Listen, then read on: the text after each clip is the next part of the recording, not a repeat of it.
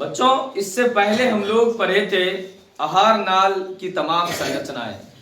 आहार नाल की तमाम संरचनाओं में हम लोग पढ़ चुके थे सबसे पहले मुख गुहा, और मुख गुहा में जाने थे कि 3 संरचनाएं प्रमुख है, जिसमें है जीभ, दांत और लार ग्रंथियां। जीभ के बारे में हम लोग पहले पढ़ चुके हैं। जीभ जो कि एक मोटी मांसल संरचना है, जिनके ऊपर स्वाद कलिकाएं पाई जाती है, स्वाद कलियां पाई जाती है, जिनसे भोजन के स्वाद का पता चलता है। और भोजन के स्वाद को लाने के लिए, भोजन में स्वाद का पता लगाने के लिए जितनी भूमिका जीभ की होती है, ठीक उतनी ही भूमिका लार की होती है। लार ग्रंथियों से निकलने वाले लार भोजन में जब तक मिलता नहीं है, जीभ पर जब तक जाता नहीं है लार, तब तक किसी भी प्रकार के भोजन का स्वाद नहीं आता है। लार में पाए जाने वाले एंजाइम भोजन में जो है कार्बोहाइड्रेट का पाचन मुख गुहा से ही आरंभ कर देता है। यानी इससे पहले हम मुख गुहा में ये जाने थे कि मुख गुहा में जो है टाइलिन एंजाइम पाई जाती है, और वो जो है इमाइलेज या टाइलिन एंजाइम पाई जाती है, वो भोजन के कार्बोहाइड्रेट का पाचन प्रारंभ जो है मुख गुहा में कर ही देती है। स्टार्च का पाचन जो है वो मुख गुहा में ही कर देती है, और जिसके कारण माल्टोज का निर्माण होता है। ये पहले पढ़ चुके हैं। अब हम आते हैं आगे है क्या? मुख गुहा में 3 संरचनाएं पाई जाती है, जीभ, दांत और लार ग्रंथियां। अब हम लोग पढ़ने वाले हैं दांत को। दांत क्या है, दांत कितने प्रकार के होते हैं, दांत के क्या क्या कार्य हैं, कब कब दांत किस प्रकार के दांत आते हैं, इनसे संबंधित सारे प्रश्न को हल करेंगे।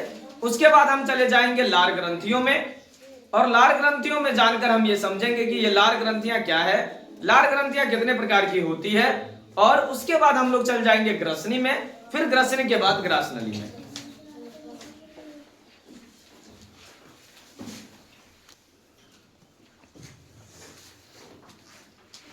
तो शुरू करते हैं हम लोग दांत को, और दांत के सभी प्रकार को, और दांत के सारे कार्य को, और उनकी संख्या अलग अलग जानने वाले हैं।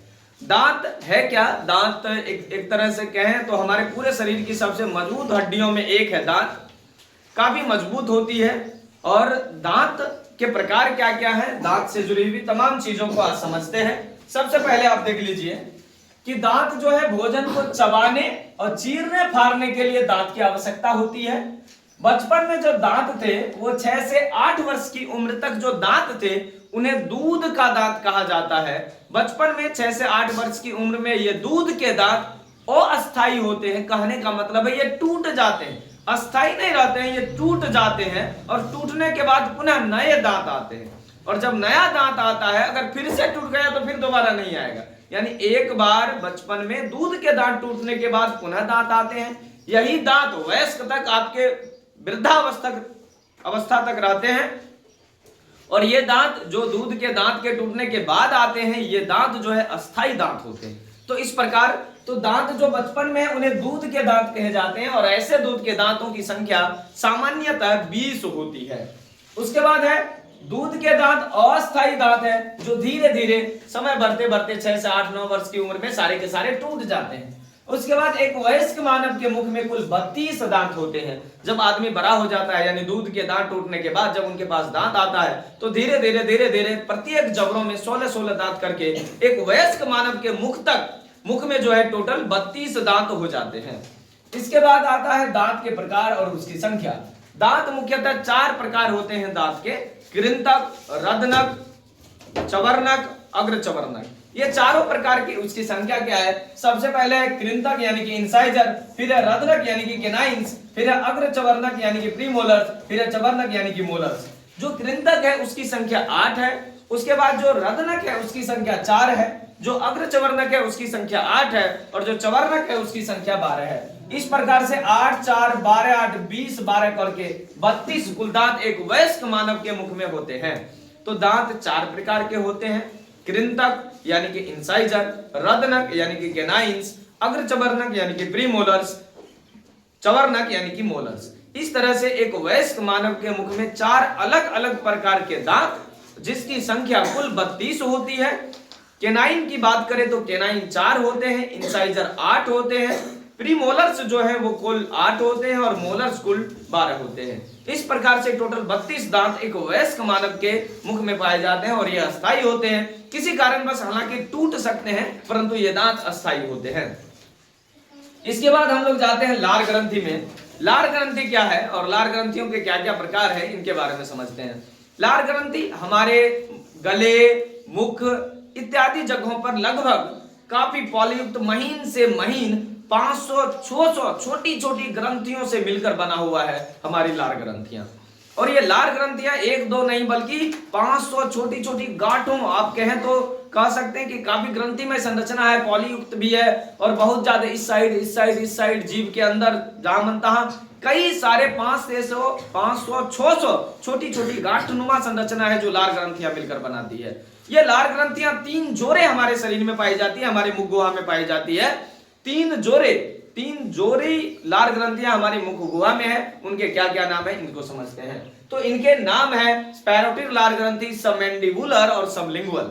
इनको फिर से समझिए क्या कह रहे हैं कि मुख गुहा में भोजन से पाचन क्रिया के आरंभ करने के लिए जो आवश्यक एंजाइम है, जिसकी बात मैंने शुरुआत में की, टाइलिन या फिर एमाइलेज, ये जो एंजाइम है वो आता कहां से? तो एमाइलेज या टाइलिन जो है वो हमारी लार यानी कि थूक यानी कि स्लेवा से प्राप्त होता है और यही जो है स्टार्च पे काम करके कार्बोहाइड्रेट का पाचन प्रारंभ करता है मुख गुहा में। लार ग्रंथियों के प्रकार, तो लार ग्रंथियां 3 प्रकार के होते हैं। सबसे पहले आप देख पा रहे हैं पैरोटिड लार ग्रंथि, फिर दूसरा है सबमैंडिबुलर लार ग्रंथि और तीसरा है सबलिंगुअल लार ग्रंथि। इस तरह से 3 प्रकार अलग अलग प्रकार की 3 जोड़ी लार ग्रंथियां हमारे मुख गुहा में पाई जाती है।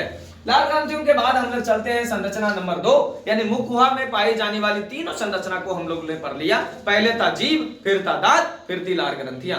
अब हम चलते हैं आगे। अब आता है फेरिंक्स यानी कि ग्रसनी। फेरिंक्स है क्या?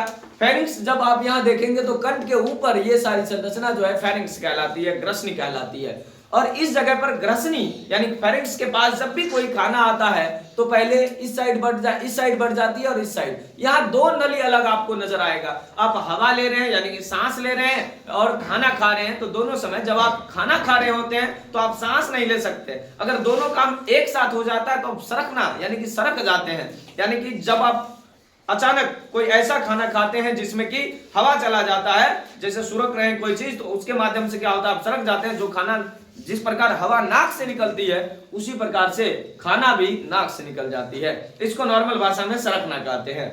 अब देखिए यहाँ है क्या कि ग्रसनी लिखे हैं। ग्रसनी जो है, फेरिंक्स जो है, ये लार से सना हुआ भोजन सीधे ग्रसनी के द्वार पर पहुंचता है। ग्रसनी इस जगह पर एक संरचना है जहां से 2 अलग अलग छिद्र खुलती है। आप यहां देख पा रहे हैं ग्रसनी में मुख्यतः 2 छिद्र होते हैं, एक है कंठ द्वार और दूसरा है निगल द्वार। कंठ द्वार और निगल द्वार। कंठ द्वार आगे की ओर जाकर श्वास नली में खुलती है और निगल द्वार जो है आगे की ओर जाकर ग्रास नली में खुलती है। यह कंठ द्वार है जिसको ग्लोटिस कहते हैं और जो निगल द्वार है उसको ग्लैटिस कहते हैं। तो एपिग्लोटिस है क्या? अब ये जो ग्लोटिस है और ग्लैटिस है, इनके बीच यानी कंठ द्वार और निगल द्वार के बीच एक संरचना पाई जाती है। जब हम खाना खा रहे होते हैं, जब हम हवा ले रहे होते हैं तो कोई दिक्कत बात नहीं है, जब हम सांस ले रहे होते हैं तो कोई दिक्कत वाली बात नहीं है, लेकिन जब हम खाना खा रहे होते हैं तो श्वास नली पर एक ढक्कन लग जाता है, एक दरवाजा लग जाता है और वो दरवाजा कोई और नहीं बल्कि यही एपिग्लोटिस है। क्या है एपिग्लोटिस? इसको समझिए कि एपिग्लोटिस जो है कंठ द्वार तथा निगल द्वार के बीच पाए जाने वाले एक ढक्कन जैसी संरचना है। कंठ द्वार और निगल द्वार के बीच, कंठ द्वार और निगल द्वार के बीच पाई जाने वाली एक ढक्कन जैसी संरचना जब हम भोजन करते हैं तो वह श्वास नली को ढक देती है। यह संरचना जो है एपिग्लोटिस कहलाती है। आप आ करेंगे तो एक लूरी के तरह, लूरी के तरह आपको एक संरचना दिखेगा और वही संरचना जब हम भोजन करते हैं तो श्वास नली को ढक के रखता है ताकि खाना ग्रास नली में जाए, श्वास नली में नहीं जाए। इसीलिए एपिग्लोटिस सबसे महत्वपूर्ण संरचना है। ग्रसनी के ये द्वार पर होती है। ग्रसनी के द्वार पर पाई जाने वाली वैसी संरचना जब हम भोजन करते हैं तो वो श्वास नली को ढक देता है। यह संरचना एपिग्लोटिस कहलाती है। यह बार बार आपके एग्जाम में पूछा जाता है एपिग्लोटिस क्या है। तो कंठ द्वार तथा निगल द्वार के बीच पाई जाने वाली ढक्कन जैसी संरचना है। कंठ द्वार आगे की ओर खुलती है ट्रेकिया में यानी कि श्वास नली में, और वहीं निगल द्वार आगे की ओर खुलती है ग्रास नली में यानी कि इसोफेगस में। अब जो है ग्रास नली क्या है, तो ग्रास नली 25 से 30 सेंटीमीटर एक लंबी लचीली मांसपेशीय संरचना है। यहां से शुरू कीजिए, ये ग्रास नली है, और ये ग्रास नली जो है क्या है, 25 से 30 सेंटीमीटर एक लंबी संकुचित लचीली मांसपेशीय नली है। अब इसमें एक क्रिया होती है ग्रास नली में, उस क्रिया का नाम है क्रमाकुंचन। क्रमाकुंचन है क्या, आप यहां देख पा रहे हैं पेरिस्टालसिस है क्या, तो ग्रास नली की दीवारों में जब हम खाना खाते हैं तो कुछ देर के लिए इस जगह पर भोजन रुक सा जाता है, अटक जाता है, फिर उसको ढकेला जाता है, और ये संकुचन और शीतलन की क्रिया जो हमारे ग्रास नली में होती है, भोजन का रुकना, फिर उसको ढकेला जाना, फिर जो है भोजन का अमाशय तक जाना, तो ये रुका और फिर गया, ये क्रिया जो है क्रमाकुंचन कहलाती है। ये ग्रास नली में होती है। तो है क्या, ये ग्रास नली की दीवारों में होने वाली संकुचन तथा शीतलन की क्रिया को क्रमाकुंचन कहते हैं। और क्रमाकुंचन जो है बार बार हमसे पूछा जाता है, क्रमाकुंचन कहाँ होती है, तो क्रमाकुंचन ग्रास नली की दीवारों में होती है। जब हम भोजन करते हैं, लार से सना हुआ भोजन जब ग्रास नली की दीवारों से होकर गुजरती है तो कुछ देर के लिए भोजन रुकता है, फिर उसको सलेवा के द्वारा किसी अन्य माध्यम से उसको जो है ढकेला जाता है, और फिर वो अमाशय तक पहुंचता है। ये रुकना और फिर उसको ढकेलना यानी संकुचित हुआ भोजन और फिर उसको जो है शीतलित करके उसको पहुंचाया गया अमाशय की दीवार, अमाशय तक, और ये घटना जो है, ये क्रिया जो है क्रमाकुंचन कहलाती है, जो ग्रास नली की दीवारों में होता है। इस प्रकार से हम लोगों ने जाना, आज आहार नाल के हम लोग दूसरे भाग में प्रवेश कर चुके हैं। पहले भाग को हमने ये जान लिया था कि मुग्गुआ है जिसमें जीभ, दांत और लार ग्रंथियां पाई जाती है। उसके बाद ग्रसनी जाने, ग्रसनी में 2 छिद्र होता है, निगल द्वार और कंठ द्वार।